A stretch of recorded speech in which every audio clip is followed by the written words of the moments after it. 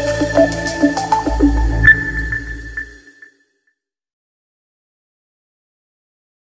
दोस्तों, धनंजय शर्मा ऑफिशियल्स में आपका स्वागत है। आज हम लोग बात करने वाले हैं एक बहुत ही बेसिक लेकिन इम्पोर्टेंट टॉपिक पे कि फ्लो चार्ट और एल्गोरिदम क्या है और ये किसी बिगिनर के लिए क्यों महत्वपूर्ण है ना। खास तौर से जो बच्चे बीटेक में शुरुआत करते हैं उनको फ्लो चार्ट और एल्गोरिदम पढ़ना पड़ता है, या बीटेक क्या किसी और भी अगर आप कोर्स कर रहे हो तो ज़्यादातर जगहों पे जहाँ प्रॉपर प्रोग्रामिंग पढ़ाने की बात होती है वहां पर फ्लो चार्ट और एल्गोरिदम पहले पढ़ाया जाता है। अब बच्चे को ऐसा लगता है कि यार मैं तो आया था यहाँ पे प्रोग्रामिंग करने और टीचर वहां पर लगे फ्लो चार्ट एल्गोरिदम बनवाने और पेपर पे करवा रहे हैं, और उसकी इंपॉर्टेंस बच्चे को समझ में नहीं आती कई बार कि ये क्यों ऐसा हो रहा है। ठीक है, तो आइए मैं इस पर थोड़ा सा प्रकाश डालने की कोशिश करता हूँ, और अगर आपको मेरा कंटेंट, मेरा प्रयास अच्छा लगे तो वीडियो को लाइक शेयर एंड सब्सक्राइब करिए। ठीक है, आगे बढ़ते हैं। तो क्वेश्चन ये है कि जैसे मान लीजिए कि आप सोचते हैं कि आप आते ही पहले आपको कंप्यूटर मिले और बिल्कुल कंप्यूटर पे खटाखट प्रोग्राम आप कर डालें, लेकिन प्रोग्राम करने के लिए पहले प्रोग्रामिंग की सोच तो होनी चाहिए ना। जैसे हमेशा, जैसे मान लीजिए कोई काम आपको करना है, मैंने कहा यार ऐसा करो प्राइम नंबर प्रिंट कर दो, आपको पता ही नहीं है प्राइम नंबर प्रिंट कैसे होता है। आप क्या लिखेंगे कंप्यूटर पे? सिर्फ वो टीवी में हैकर वाला वो देख कर जल्दी जल्दी खट खट खट खट खट ऐसे प्रोग्रामिंग नहीं होती। ठीक है, अगर प्रोग्रामिंग सीखना है तो पहले हमको उसको एक स्टेप होता है, स्टेप का मतलब कि हमको शुरुआत कैसे करेंगे हमको ये समझना पड़ेगा। ठीक है, तो सबसे पहले ये क्वेश्चन आता है कि हम कंप्यूटर प्रोग्राम की तरह सोचेंगे कैसे, है ना। कि जो कंप्यूटर प्रोग्राम, जैसे मैं हमेशा कहता हूं कि हम लोग का दिमाग, जो इंसानी दिमाग है वो बहुत ही तेज होता है। मतलब वो जो भी, जिसको आप पढ़ने में कमजोर कहें या पढ़ने में तेज कहें, कोई पागल नहीं है, सारे लोगों का दिमाग बहुत ही तेज है। हमें उस दिमाग को कंट्रोल करने की जरूरत है। बस उस दिमाग का फोकस कहाँ है इस बात पर डिपेंड करता है कि वो लड़का पढ़ने में तेज है या पढ़ने में कमजोर है। ठीक है, अब बात आती है कि भाई हम कैसे सोचें। तो सोचने के, कंप्यूटर की तरह सोचने के, कंप्यूटर प्रोग्राम की तरह सोचने के दो तरीके हैं। पहला तरीका है हम उसे बताएं कि एल्गोरिदम कैसे लिखी जाती है, और दूसरा तरीका है कि हम उसे बताएं कि फ्लो चार्ट कैसे लिखा जाता है। तो जब वो एल्गोरिदम और फ्लो चार्ट को लिखना समझ जाता है, थोड़ा सा उसको थोड़ी आइडिया हो जाएगी बच्चे को, तब जाकर के वो प्रोग्राम अच्छे से कर सकता है। ठीक है, तो अब बात आती है कि ये हैं क्या दोनों चीजें। तो दोनों चीजों को हम लोग जल्दी से समझते हैं। एल्गोरिदम क्या होती है, जैसे आप पढ़ते हैं सी लैंग्वेज, आप पढ़ेंगे जावा, आप पढ़ेंगे पाइथन, लेकिन ये महत्वपूर्ण नहीं है, ये तो भाषा है। ठीक है, जैसे हम इंसानों में हिंदी, इंग्लिश, तमिल, तेलुगु, कन्नड़, मलयालम, फ्रेंच, ये क्या है? ये भाषा है। भाषा का अच्छा होना और दिमाग का तेज होना दो अलग अलग बातें हैं। ठीक है, तो जो आपकी जो भाषा है, वो जो आप जो सी लैंग्वेज पढ़ने जा रहे हैं या पाइथन पढ़ने जा रहे हैं, वो तो भाषा है। भाषा आपको तो बाद में आएगी ना, पहले दिमाग में सोच आएगी, पहले आपके दिमाग में सोच आनी जरूरी है। किसी भी काम को करने के लिए भाषा आएगी तो हम उसको लिख सकते हैं, लेकिन भाषा से पहले क्या है। जैसे मैंने आपसे एक एग्जाम्पल कहा कि भाई पनीर की सब्जी बना दो, तो अगर आपने कभी जिंदगी में पनीर की सब्जी नहीं बनाई है तो आप कैसे बनाएंगे उसको? आपके दिमाग में कोई प्रोसेस ही नहीं है। ठीक है, मैंने कहा कि आप किसी चीज को, आप छोले भटूरे बना दो, छोला भटूरा मैंने कभी बनाया ही नहीं। जब मैंने कभी बनाया ही नहीं तो मुझे मेरे दिमाग में आइडिया कैसे आएगा उस बात का? जब मेरे दिमाग में आइडिया नहीं आएगा तो मैं कुछ लिख ही नहीं पाऊंगा, चाहे मुझे जितनी भाषा आती हो। तो जो आइडिया दिमाग में आता है वही कहलाता है एल्गोरिदम। एल्गोरिदम से किसी भाषा का मतलब नहीं है। Algorithm is free from language, और एल्गोरिदम का मतलब होता है कि जो हम स्टेप बाय स्टेप लिखते हैं या स्टेप बाय स्टेप सोचते हैं किसी भी प्रॉब्लम को सॉल्व करने के लिए, वही चीज कहलाता है एल्गोरिदम। किसी भी प्रोसेस को, मतलब आप ऐसे समझिए कि जैसे किसी काम को करने से पहले जो आइडिया आपके दिमाग में आता है ना, that is technically known as algorithm. अब बात आती है क्या, फ्लो चार्ट क्या होता है। तो फ्लो चार्ट मतलब ऐसे समझिए कि जो एल्गोरिदम आपके दिमाग में आती है ना, उसी को थोड़ा सा हम ग्राफिकली अगर हम लोग रिप्रेजेंट कर देंगे तो वो कहलाता है फ्लो चार्ट। ग्राफिकली का मतलब, इसमें आप देख सकते हैं कि यहाँ पे क्या है, स्टार्टिंग के लिए ओवल सिंबल है, फ्लो के लिए फ्लो लाइन्स है हमारे पास, पैरेललोग्राम है किसके लिए, इनपुट आउटपुट के लिए, अगर इनपुट या आउटपुट आपको लेना हो तो उसके लिए पैरेललोग्राम है, रेक्टेंगल किसके लिए है? प्रोसेस के लिए। और डायमंड किसके लिए है? डिसीजन मेकिंग के लिए। तो ये फ्लो चार्ट्स के हमारे सिंबल्स हैं और एग्जाम के हिसाब से महत्वपूर्ण भी हैं, ये आपको आना चाहिए, एग्जाम में आता भी जरूर है। ठीक है, तो ओवल हो गई, फ्लो लाइंस हो गई, पैरेललोग्राम, बिल्कुल सिंपल सी बात है। किसी चीज को स्टार्ट करना है मतलब ओवल, किधर जाना है? लेफ्ट राइट, मतलब बॉटम या लेफ्ट में या राइट में, तो फ्लो लाइंस बताएंगी। कोई चीज इनपुट लेना है तो पैरेललोग्राम है हमारे पास। कोई चीज प्रोसेस करना है तो रेक्टेंगल है हमारे पास। कोई डिसीजन लेना है तो हमारे पास क्या है? डायमंड्स हैं। अब रही बात कि ये तो चलिए ठीक है, थ्योरेटिकल पोर्शन हो गया इसका, लेकिन अगर इसको आपको मैं कुछ करके दिखाता हूं तो आपको और इसमें समझ में आएगी कि चीजें कैसे हो रही हैं। ठीक है, जैसे मैंने कहा कि भाई चलो एक ऐसा करो भाई साहब, एक फ्लो चार्ट एल्गोरिदम बना दो जो 2 नंबर रीड करेगा और उसको ऐड करेगा। ठीक है, तो पहले सबसे पहले फ्लो चार्ट बनाने से भी पहले सही तरीका होता है कि हम क्या लिखें? हम उसकी एल्गोरिदम लिखें। तो एल्गोरिदम में कुछ नहीं है, एक थॉट प्रोसेस है। जैसे आपने कहा प्रोसेस को शुरुआत करो, तो ये देखिए प्रोसेस को शुरुआत करो, ये प्रोसेस शुरू हुआ। ठीक है, हमने कहा 2 नंबर रीड करो, तो भाई हमने कहा रीड कर लो ए को और रीड कर लो बी को, बिल्कुल वैसे जैसे आप असल जिंदगी में सोचते हैं। फिर क्या करना है? इन दोनों को ऐड करना है। तो हमने कहा ऐसा करो, सेट कर दो C is equal to A plus B. ठीक है, और क्या कर दो? रिजल्ट को प्रिंट करा दो। तो हमने कहा भाई प्रिंट कर दो किसको? C को। और क्या कर देना है? अब तो काम खत्म हो गया, तो प्रोसेस को क्या कर देना है? आपको स्टॉप कर देना है। ठीक है, और इसी के आगे एक नंबरिंग कर दो, 1 2 3 4 5 एंड 6। हो गया एल्गोरिदम, बस यही तो है एल्गोरिदम। ठीक है, आपने जो सोचा, ना ये सी में है, ना ये जावा में है, ना ये पाइथन में है, ना ये C++ में है, किसी लैंग्वेज में नहीं है। ये एक सोच है जो हमने अपनी भाषा में लिखा, जैसे हम सोचते हैं। अब रही बात कि इसका फ्लो चार्ट कैसे बनाएंगे, बिल्कुल आसान सी बात है। जैसे इसका फ्लो चार्ट के लिए मैंने क्या कहा था? प्रोसेस पहले स्टार्ट करेंगे, तो स्टार्टिंग के लिए क्या बनेगा? ओवल शेप बनेगा। ठीक है, मेरी ड्राइंग बहुत अच्छी नहीं है, थोड़ा सा आप इसको बर्दाश्त करें। ठीक है, तो पहले क्या बनाएंगे? ओवल शेप बनाएंगे हम लोग। हमने प्रोसेस को क्या किया? स्टार्ट किया। ठीक है, उसके बाद क्या करना है? नीचे आना है ना, तो आप आइए डाउन एरो में। रीड करना है, तो रीड के लिए क्या बनेगा? पैरेललोग्राम बनेगा। पैरेललोग्राम का मतलब ये रेक्टेंगल की तरह ही रहता है, लेकिन इसकी जो साइड्स हैं, ये जो साइड्स हैं, ये थोड़ी सी ऐसे इस तरीके से होंगी। ठीक है, that is known as parallelogram. आपको क्या करना है? रीड करना है किसको? तो आपने कहा रीड करो भैया ए को, तो रीड कर लिया ए को। फिर दूसरी लाइन क्या है? Read B. हम इसी में भी कर सकते थे, लेकिन आप इसको अलग से भी कर सकते हैं, कोई दिक्कत नहीं। आपने फिर कहा यहाँ पे रीड बी। अब आपको क्या करना है? Set C is equal to A plus B. तो C is equal to A plus B क्या है? ये प्रोसेस है, हम यहाँ पे प्रोसेस करने जा रहे हैं ना। तो आपने यहाँ पे क्या किया? आपने यहाँ पे कहा प्रोसेस। प्रोसेस का मतलब रेक्टेंगल। रेक्टेंगल आपने यहाँ पे बना दिया और आपने कहा set C is equal to A plus B. बिल्कुल सिंपल सी बात है। ठीक है, और आपने कहा कि क्या? स्टॉप, रुक जाओ, मतलब ओवल शेप। हो गया भाई साहब, आपका बन गया, बिल्कुल आसान। ठीक है, तो ये तो बिल्कुल आपका क्या है? नॉर्मल फ्लो चार्ट है। तो ये आपने देखा कि स्टार्टिंग के लिए हमने ओवल शेप लगाया, इनपुट के लिए, इनपुट आउटपुट के लिए हमने, अच्छा एक चीज तो मैं भूल ही गया, क्या भूल गया? आउटपुट को नहीं प्रिंट किया। ये लीजिए, तो आउटपुट को कैसे प्रिंट करेंगे आप? पैरेललोग्राम लगा देंगे यहाँ पे और यहाँ पर करेंगे क्या? प्रिंट करेंगे किसको? C को। और फिर यहाँ पर आप अब स्टॉप कर दीजिए इसको भाई साहब, आपने इसको स्टॉप कर दिया। सही है, तो ये बन गया आपका, देख सकते हैं ये हमने दोनों इनपुट दिया, प्रोसेस किया, आउटपुट किया, ये किया।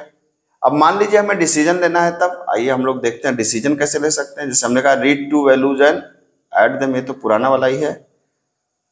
Read to values and add them नहीं है, ये है रीड टू वैल्यूज एंड क्या?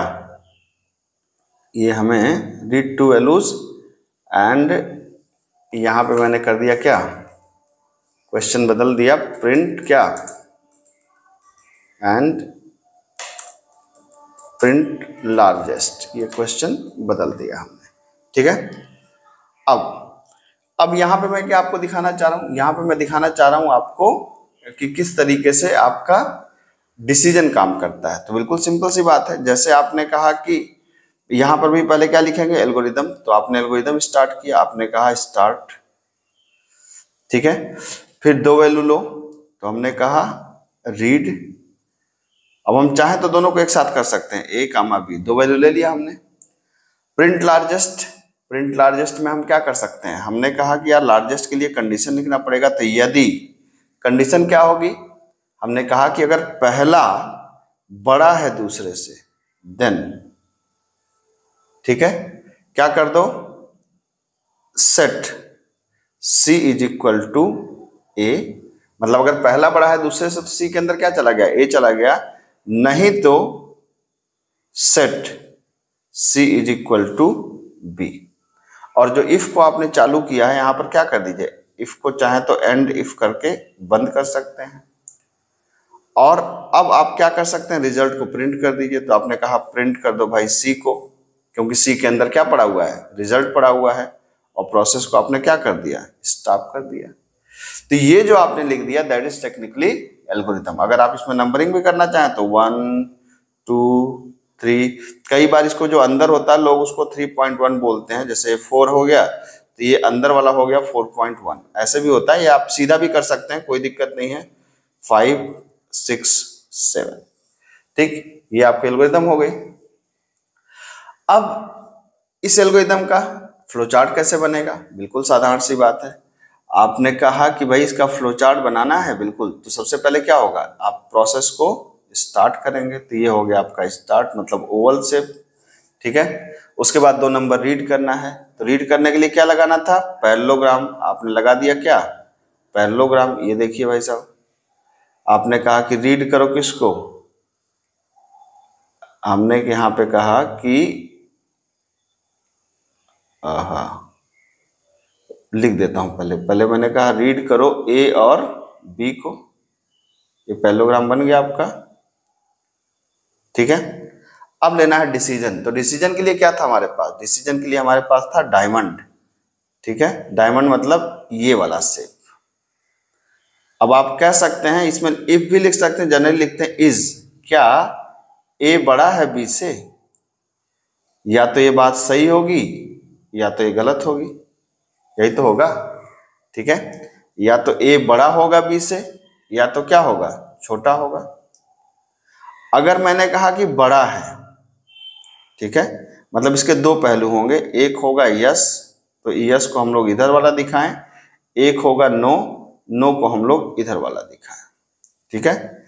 जाहिर सी बात है कि अगर यस होगा तो हम क्या करेंगे, हमने कहा कि यस होगा तो क्या कर दो, सी के अंदर डाल दो। तो सी के अंदर डालने का क्या मतलब है, प्रोसेस करना है हमें। तो हमने कहा कि set C is equal to A. मतलब अगर ए बड़ा है बी से तो सी के अंदर क्या डाल दो, ए को डाल दो। नहीं तो क्या करो, नहीं तो क्या है, हमने कहा कि set C is equal to B, ठीक है। और अब इसके बाद क्या करेंगे, दोनों ही केस में ये क्या होगा, या तो यहां से, ठीक है, अगर दोनों ही केस में अगर यस होता है तो यहां से आके क्या करेगा, ये प्रिंट करेगा किसको, यहां से आकर के ये, अब देखिए क्या करेगा, प्रिंट करेगा किसको, सी को पैरेललोग्राम से। अदरवाइज ये इधर से होते हुए आएगा और फिर सी को प्रिंट करेगा और फिर फाइनली आपने क्या कर दिया, स्टॉप कर दिया, ठीक है। तो आप यहां पे देख सकते हैं कि यहां पे आपने रीड किया ए और बी को। अगर ए बड़ा है बी से, अगर ये बात सही है तो सी के अंदर ए चला गया, नहीं तो सी के अंदर क्या चला गया, बी चला गया। फिर फाइनली आपने क्या कर दिया, सी को प्रिंट किया और फिर अल्टीमेटली आपने क्या कर दिया, स्टॉप कर दिया। तो ये जो प्रोसेस है ये क्या कहलाता है, ये आपको एक, आप देख सकते हैं डिसीजन लिया यहाँ पे हम लोगों ने। यहाँ पे हम लोगों ने क्या लिया, डिसीजन लिया कि अगर ए बड़ा है बी से तो ए, नहीं तो बी चला गया सी के अंदर, फिर सी आके आपको प्रिंट हो गया। तो ये हो गया डिसीजन का। अब एक और एग्जांपल देख लेते हैं। लास्ट एग्जांपल किसका है, ये एग्जांपल है हमारा किसका, इटरेशन का, ठीक है। तो ये इटरेशन में तीनों दिखाना चाह रहा था कि इटरेशन किस तरीके से, डिसीजन किस तरीके से और नॉर्मल फ्लो किस तरीके से होता है। तो अभी करा दिए गए नंबर की टेबल प्रिंट करना। तो टेबल प्रिंट करने की लॉजिक आपको पता ही है कि जैसे आप अगर हमने क्या किया, किसी भी नंबर की टेबल कैसे प्रिंट होती है, जैसे 5 है तो आपने बचपन में टेबल कैसे पढ़ी थी, 5 की टेबल आपने पढ़ी होगी, 5 1 जा 5, 5 2 जा 10, 5 3 जा 15, 5 4 जा 20, ऐसे ही तो पढ़ा था आपने। मतलब किसी भी नंबर में 1 से लेकर 10 तक के नंबरों का अगर हम मल्टीप्लाई करेंगे तो क्या बन जाएगी, टेबल बन जाएगी। तो बिल्कुल वैसे ही करना है आपको। यहाँ पर कैसे करना है देखिए, आपने कहा स्टार्ट, जैसे हमने कहा कि स्टार्ट, ठीक। अब हमने क्या किया कि हमें एक चाहिए नंबर, तो हमने कहा भाई रीड कर लो किसको, नंबर को, ठीक है। अब बात चालू कहां से होगी, बात चालू होगी 1 से लेकर के, ठीक है। तो हमने कहा कि बात चालू कहां से हो, तो बात चालू हो, हमने कहा कि सेट, एक वेरिएबल ले लिया आई और आई के अंदर क्या डाल दिया, 1 डाल दिया, ठीक है। और हमने कहा कि भाई तब तक काम करो जब तक आई की वैल्यू क्या ना हो जाए, 10 ना हो जाए। अब यहाँ पे बहुत ढेर तरह के सिंटैक्स होते हैं, डू वाइल होता है, रिपीट होता है, फॉर भी लिख सकते हैं, मतलब अलग अलग तरीके से सिंटैक्स लिखते हैं। तो कैसे लिखते हैं, जैसे हमने कहा कि तब तक चलो, भाई 1 से चलना है, हमने कहा तब तक चलो जब तक आई की वैल्यू 10 से छोटी या बराबर ना हो जाए, ठीक है।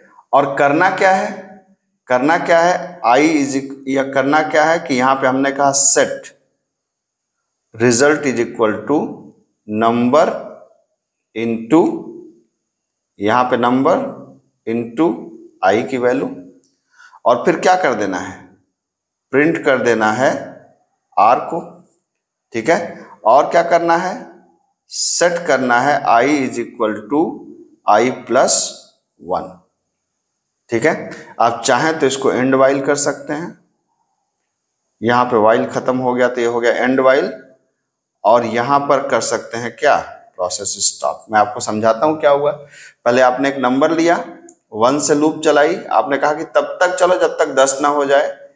आर के अंदर आपने क्या कर दिया, नंबर इंटू आई कर दिया, फिर प्रिंट आपने आर को कर दिया, फिर I is equal to I plus 1 कर दिया, फिर आपने एंड को, वाइल को एंड कर दिया।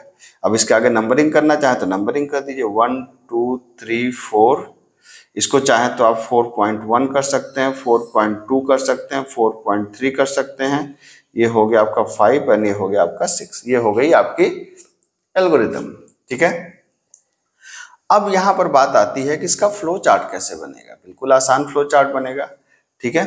जैसे इसके फ्लो चार्ट को बनाना हो तो आपने कहा कि भाई स्टार्ट, प्रोसेस क्या हो रहा है, स्टार्ट, ठीक है। तो ये प्रोसेस हुआ आपका स्टार्ट। फिर जैसे जैसे कह रहा है वैसे वैसे करते जाइए। क्या करना है, नंबर को रीड करना है, तो आपने कहा कि भाई पैरेललोग्राम लगेगा यहाँ पर, तो ये देखिए आपने कहा कि रीड कर दो किसको, नंबर को, नंबर को रीड कर दिया। आई को 1 सेट करना है, तो हमने कहा कि क्या करो, सेट करो,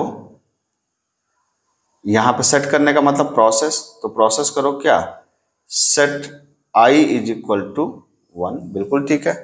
हमने कहा तब तक चलो जब तक कि आई की वैल्यू 10 से छोटी या बराबर ना हो जाए। अब यहां पर देखना पड़ेगा, ये डिसीजन लेने का काम है। डिसीजन का मतलब ये हुआ, डिसीजन का मतलब हुआ ये, ठीक है। तो हमने कहा कि तब तक चलो, यहां पे डिसीजन ले लिया कि जब तक, हमने चेक किया क्या आई छोटा या बराबर है 10 से, ठीक है। अगर ये 10 से छोटा या बराबर है, अगर ये बात सही है, अगर ये बात सही है, तब क्या करना है, तब आपको क्या करना है, पहला काम तो ये करना है कि आर के अंदर नम इंटू आई डाल देना है। तो आपने कहा कि भाई असाइन करना है, असाइन करने का मतलब क्या हुआ, प्रोसेस। तो आपने कहा कि set R is equal to क्या, नम इंटू आई, फिर आपने कहा आर को प्रिंट कर दो, तो आपने आर को प्रिंट कर दिया, ठीक है। प्रिंट करने के लिए आपने क्या लगा दिया, पैरेललोग्राम लगा दिया आपने, ठीक। थोड़ा सा मैं इसको छोटा कर लूं, प्रिंट करने के लिए आपने इसको पैरेललोग्राम लगा दिया, तो ये आपका प्रिंट हो गया क्या, आर प्रिंट हो गया। फिर आपने कहा I is equal to I plus 1, तो यहां पर आपने कह दिया कि अब i equal to I plus one क्या है, प्रोसेस है, तो आपने कहा कि i इज इक्वल टू या आप यही लगाएं जब लगा रहे हैं तो i प्लस वन, ठीक है, या सेट लिखना था इसके आगे, सेट लिख ले, समझ लीजिएगा। अब यहाँ पे क्या है, और ये करने के बाद क्या करो, ये करने के बाद ये वापस यहाँ पे जाओ, चेक करो, ठीक है, क्या i छोटा है क्या 10 से, और अगर ये नहीं हो, जब नहीं हो जाए तो क्या कर दो, प्रोसेस को यहाँ पर प्रोसेस को क्या कर दो, स्टॉप कर दो। बिल्कुल देखिए सिंपल सी बात है। जैसे आपने यहाँ पर अगर इसको आप ट्रेस करना चाहें तो जैसे आपने नंबर लिया, मान लीजिए नंबर आपने 5 लिया, i की वैल्यू 1 है, ठीक है, तो i यहाँ पे नंबर है, i की वैल्यू मान लो शुरुआत में कितनी है, 1 है। क्या 1 छोटा है 10 से, सही बात है। r equal to number into I करो तो 5 इंटू 1 हुआ, प्रिंट करो r को तो i 5 प्रिंट हो गया, फिर i प्लस 1 हो गया, तो i कितना हो गया, i हो गया 2। क्या i छोटा है बराबर है 10 है, सही बात है, नंबर इंटू 2 मतलब 10 प्रिंट हुआ, फिर ये 3 हो जाएगा, आपको पता है, तो इस तरीके से आपको प्रिंट करेगा। तो ये एक सोच है। आपने यहाँ पे देखा कि हमने ना सी पे काम किया, ना जावा पे काम किया, ना पाइथन पे काम किया, ना सी प्लस प्लस पे काम किया, हमने एक सोच पे काम किया, ठीक है। और ये जो सारी चीजें आपने देखा, ये हमारी क्या थी, ये हमारी थॉट प्रोसेस है कि हमारे दिमाग के, हमारे लॉजिकल प्रोसेस को कैसे वो स्ट्रांग कर सकते हैं। तो जितनी आप इसकी प्रैक्टिस करेंगे, अगर फर्स्ट ईयर में आप हैं, और अगर आप फर्स्ट ईयर में हैं या किसी भी ईयर में हैं, अगर आप प्रोग्रामिंग की शुरुआत करना चाह रहे हैं, प्रोग्रामिंग आपको नहीं समझ में आ रही है, तो उसका सबसे बेहतरीन तरीका होता है कि पहले आप जम के एल्गोरिदम और फ्लो चार्ट बनाएं। जब आप एक बार सोचना सीख जाएंगे तो सोचना सीखने के बाद प्रोग्राम लिखना बहुत ही आसान हो जाता है। लेकिन अगर आप सोचना ही नहीं सीख पाए तो प्रोग्रामिंग लिखना बहुत मुश्किल हो जाएगा। तो मेरे ख्याल से आपको कंटेंट पसंद आया होगा। अगर पसंद आया तो वीडियो को लाइक शेयर सब्सक्राइब करिए। मिलते हैं अगले लेक्चर में। Thank you so much.